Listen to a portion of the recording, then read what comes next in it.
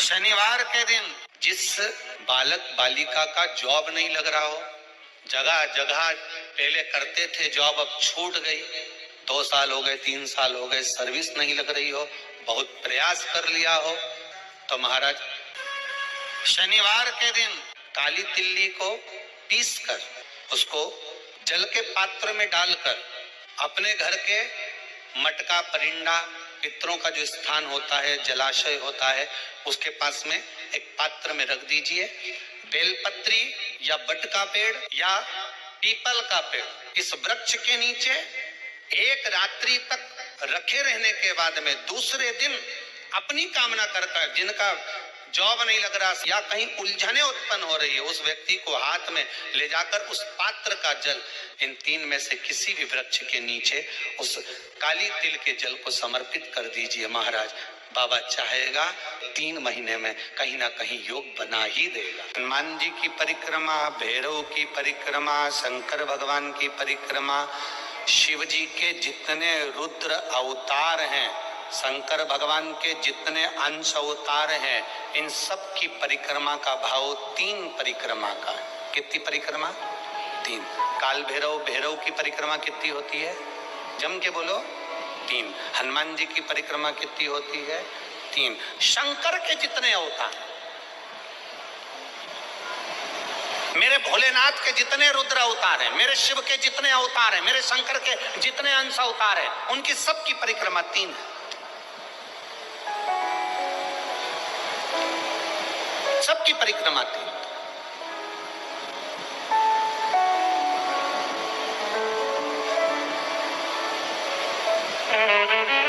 शिव परिक्रमा का भी भाव है, 3 परिक्रमा शंकर की भी है, पर पूरी नहीं। कैसी? आधी। आधी भी कैसी? प्रत्येक शंकर की परिक्रमा का स्मरण होना चाहिए आपको। ये समझे जरा, बहुत अच्छी तरह से आज कथा निकली है तो उसको समझ ले। फल शिव की आदि परिक्रमा जो हम करते हैं, उस परिक्रमा का फल हमें बाबा कब प्रदान करते हैं, वो समझने वाला विषय। ठीक है, ये शिवलिंग, ये जलाधारी, ये भगवान के चरणारविंद जहां गणेश, कार्तिकेय, अशोक सुंदरी है, उस स्थान का। अब मंदिर के बीच में गर्भगृह में ये शिवलिंग रखा है। हम जब परिक्रमा चालू करते हैं तो यहां से यूं गए और यहीं से हम वापस आ गए, वापस हम यहीं से आ गए। शंकर की परिक्रमा पूर्ण कब मानी गई? आधी परिक्रमा को पूर्ण कब कहा गया? शिव की परिक्रमा को हम पूर्ण कैसे मान सकते हैं? हम कहते हैं, हमारे शास्त्र कहते हैं कि शंकर की 3 परिक्रमा करो, या भगवान की 3 परिक्रमा करो, या देवता की 3 परिक्रमा करो। परिक्रमा का फल कब मिलता? परिक्रमा का अंश फल कब मिलता? शिवलिंग जलाधारी मंदिर के बीचों बीच है। जब मंदिर के बीचों बीच है, नंदी बाहर है, आपने परिक्रमा करना प्रारंभ करा, पूजन करने के बाद यहाँ तक गए, यहाँ से पानी बहता है, जल बहता है, तो हम इसको लांघते नहीं है। नहीं लांघते ना, इसको लांघते नहीं है। जब हम परिक्रमा करने के लिए यहाँ तक जब पहुँचते हैं, पहुँचने के बाद यहीं से थोड़ा सा पीछे हटकर हमको शंकर के शिवलिंग के वहीं से खड़े होकर नंदी का दर्शन करना चाहिए। जब हम परिक्रमा कर कर वापिस लौटते हैं, नंदी का इस शिवलिंग के सम्मुख से जब बाहर बैठे नंदी का हम दर्शन करते हैं और वापिस अपनी जगह पर आकर खड़े होते हैं, तब हमारी परिक्रमा एक पूरी मान ली जाती है और उसका फल हमें प्राप्त होता है। उस परिक्रमा का फल, हमने शंकर भगवान की परिक्रमा करी, किसी ने कहा आदि परिक्रमा करो, हम यहाँ तक गए, यहाँ से लौटकर वापिस आ गए। उस परिक्रमा करते समय हमने नंदी का दर्शन एक बार भी नहीं करा। अगर नंदी का दर्शन नहीं करा तो उस परिक्रमा का कोई फल हमें प्राप्त नहीं हो सकता। उस परिक्रमा का कोई फल हमें प्राप्त नहीं हो सकता। अब 3 परिक्रमा हमारा वर्णन किया, तो 3 परिक्रमा क्या करोगे? यहाँ वापिस आओगे, यहाँ वापिस जाओगे क्या? बोलो जम के, वापिस जाओगे क्या? नहीं।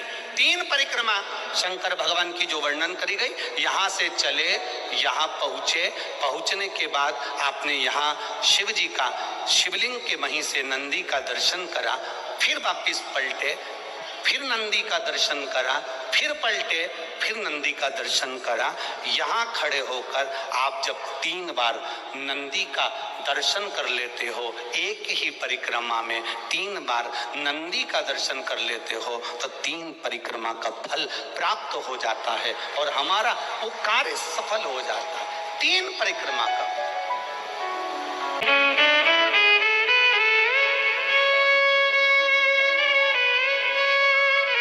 परिक्रमा का फल हमें प्राप्त। शिव के जितने गण हैं, भगवान शंकर के जितने अंश अवतार हैं, रुद्र के जितने अंश अवतार हैं, भगवान शिव के जितने अंश अवतार हैं, उनकी परिक्रमा का क्रम। शिव महापुराण की कथा कहती है, जब आप हिम्मत हारते हो, परिवार के भले ना आए, पर तुमने जो 1 लोटा जल चढ़ाया है, वो शंकर तुम्हारे सामने खड़े होकर रूप बदलकर, किसी रिश्तेदार का स्वरूप धरकर, किसी परिचित का स्वरूप धरकर, कोई अपनों का रूप रखकर, कोई परिचित का रूप रखकर, कोई रिश्तेदार का रूप रखकर, मेरा देव अधिदेव महादेव आपको हिम्मत जरूर देता है और तुमको जिंदगी जीने का एक तरीका सिखाता है। ऐसा नहीं कि संसार में जो जन्मे हैं उनको मौका नहीं मिलता, सबको। ये सूत्र शिव महापुराण के हैं कि शंकर को पाने के 6 सूत्र बताए। पहला, मस्तक पर तिलक लगा दो, त्रिपुंड लगा दो। नहीं लगा सकते तो गले में रुद्राक्ष की माला पहन लो। इतना भी नहीं कर सकते, तीसरे नंबर का सूत्र है कि भगवान शंकर का मंत्र जाप कर लो, नमः शिवाय, ओम नमः शिवाय। ये भी नहीं कर सकते तो मंदिर में शंकर जी को 1 लोटा पानी चढ़ा दो, चौथा सूत्र। 5वां सूत्र है, इतना भी नहीं कर सकते तो किसी शंकर के मंदिर के पास में से निकल कर चले जाओ, तो शंकर के मंदिर का शिखर का दर्शन हो जाएगा। शिखर दर्शनम सर्व पाप नाशनम, बस उतना भी बहुत है। ये 5। और 6ठे नंबर का सूत्र है, अगर इतना भी नहीं कर सकते तो पूरी जिंदगी में अगर 12 ज्योतिर्लिंग पर पहुंचकर शंकर की कथा को सुन लोगे तो फिर दूसरा जन्म नहीं होता। ये 6 सूत्र शंकर को पाने के हैं, भगवत भक्ति को पाने के हैं, भगवत तत्व को पाने के हैं। 6 सूत्र शंकर का अनुमोदन करें। ऐसी कौन सी भूमि है, ऐसी कौन सी जगह है जहाँ शंकर नहीं है? हर जगह, हर तत्व में, कण कण में, हर जगह पर वही तो समाया है। बस हमारे नेत्र परखैया नहीं है, इसलिए हम पहचान नहीं पाते। बहुत दुनिया के लोग बहुत कम पहचान कर पाते हैं। बस अंतर तब आता है, एक घर के बुजुर्ग माता पिता को और एक परमात्मा को लोग अंतिम तक नहीं पहचान पाते। अंतिम तक बहुत। 6 सूत्र में से 1 सूत्र भी अपनी जिंदगी में उतारा तो जीवन सार्थक हो गया। मात्र काशी में जो शिव जी की स्थापना कौन ने करी? काशी में जो शंकर भगवान बेटे उनकी स्थापना करी थी शनि महाराज। किसने करी थी? शनि महाराज ने। क्योंकि भगवान शनि महाराज को उनकी माता के द्वारा श्रापित हो गए और शनि महाराज कांपने लगे। शनि महाराज कांपते कांपते, मैं जाऊं तो जाऊं कहां, करूं तो करूं क्या? महाराज शनि महाराज दौड़े और दौड़कर भगवान भोलेनाथ के पास पहुंचे।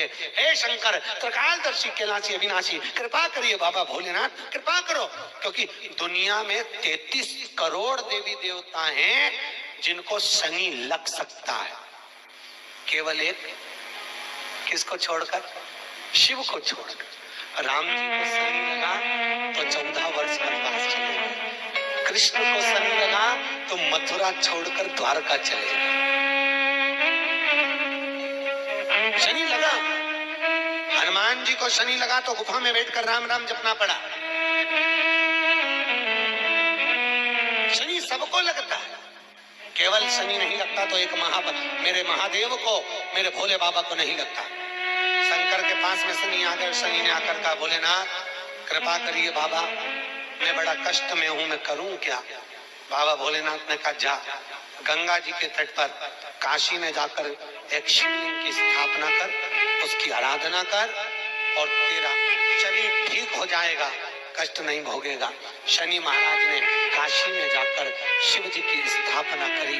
आज भी नियम है, जिसको शनि लग जाता है एक काजल की डिब्बी ले लो और काजल की डिब्बी को 21 बार उतार कर उसको एकांत में जाकर, जंगल आदि में एकांत में किसी पेड़ के नीचे इतना सा खड्डा खोद कर उसमें काजल की डिब्बी को डाल दो और मिट्टी से पूर दो, उस व्यक्ति का शनि समाप्त हो जाएगा। काशी विश्वनाथ का नाम लेकर काजल की डिब्बी को 21 बार उतार कर अगर काशी विश्वनाथ का नाम लेकर शनि वाले व्यक्ति को अगर पेड़ के नीचे दबा दे, शनि समाप्त, शनि उसको परेशान नहीं कर सकता। और एक एक संहिता भगवान शंकर को समर्पित है।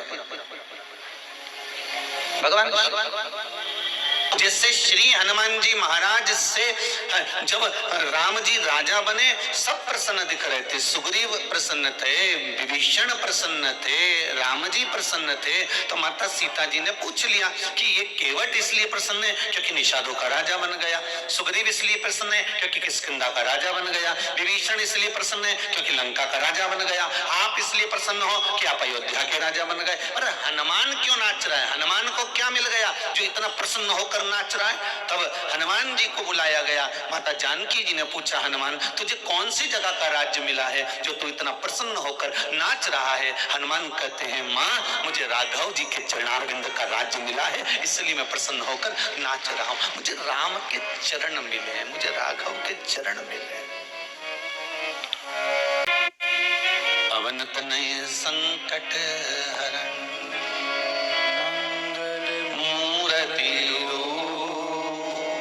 राम लखन सीता सहित हृदय बसहु सूरभूमि। मुझे राघव जी के चरण प्राप्त हो गए, मुझे राम जी के चरण मिल गए। ये मुझे जो राज्य मिला है ये कोई साधारण नहीं है। कोई आपसे कहे कि आपका पता क्या है, तो घर का पता नहीं देना है हमको, दुकान का पता नहीं देना है हमको, हमारा खुद का पता दीजिए कि हम कहाँ हैं। राम जी पूछ रहे हैं, क्यों रे हनुमान, कुछ निशानी लाया है? ये चूड़ामणि लाया हूं। अच्छा हनुमान, तुम शिव के अवतार हो, तुम्हें मालूम है? हनुमान जी ने कहा, प्रभु आपको नहीं मालूम कि आप नारायण के अवतार हो? आप नारायण के अवतार हो, मैं शिव का अवतार हूं, और ना मैं आपके बिना रह सकता हूं ना आप मेरे बिना रह सकते हो, इसलिए मेरा अवतार हुआ है और इसीलिए आपका भी अवतार हुआ है। जी। राम जी ने कहा, हनुमान पूर्व के लेन देन मिटाने के लिए हमारे अवतार हुए हैं।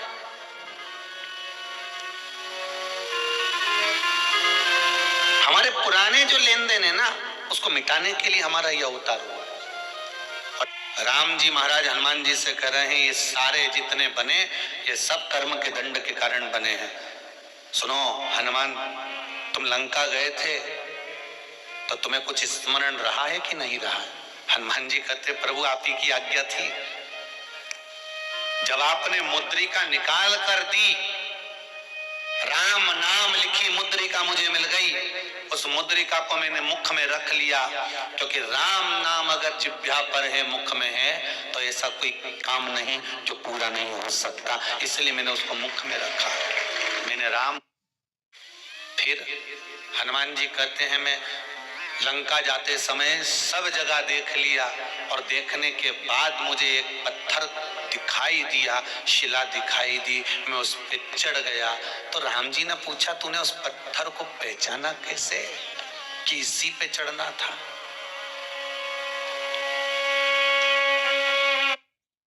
तूने पहचाना कैसे उस पत्थर को? उस पत्थर को कैसे जाना है तू?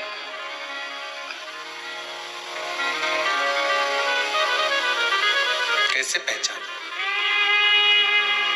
हनुमान जी ने कहा, जो मुख में राम था, केवल मुख में राम नहीं था, ये मुद्रिका जो राम नाम की मुख में थी, अगर राम हमारे जिह्वा पर है तो ये 3.5 करोड़ रोम छिद्र में राम समाहित है। बस वही राम ने बता दिया कि इस पत्थर पर चढ़ना है, तो पत्थर के पास तू गया। हाँ, फिर क्या हुआ? हनुमान जी बोले उस पत्थर के पास जाकर मैंने क्या देखा कि जो पत्थर पड़ा हुआ था, जो शिला पड़ी हुई थी, जो पर्वत पड़ा हुआ था, सब जगह पर समुद्र की लहरें बढ़-बढ़ कर झोंटा दे रही थी। समुद्र की लहरें अपनी उछालें दे रही थी, पर केवल एक पत्थर ऐसा था उस पर समुद्र की लहर नहीं पड़ पा रही थी, उस पे समुद्र की लहर नहीं जा रही थी।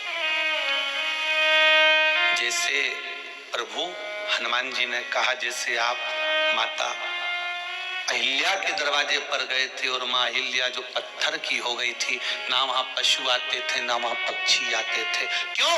जिसको श्राप लगा होता है उसके पास में कोई नहीं आता। ये हमारे कर्मों का खेल है महाराज जी। आपके पास में धन होगा, दुनिया आपकी होगी। आपके पास में संपदा होगी, दुनिया आपकी होगी। आपके पास में वैभव होगा, दुनिया आपकी होगी। और जब आपकी दुख की घड़ी आएगी, जब आपकी तकलीफ की घड़ी आएगी, जब आपके जीवन में कष्ट आएगा, जब आपके जीवन में रोग आएगा, जब आपके जीवन में बीमारी आएगी, जब आपके जीवन में थोड़ा सा दुख तकलीफ आ गई, जो अपने थे वो भी साथ छोड़ देते, वो भी साथ छोड़ देते। तो हनुमान जी कहते हैं मेरे पहचानने का कारण एक ही था कि उसके पास समुद्र की लहरें नहीं आ रही थी।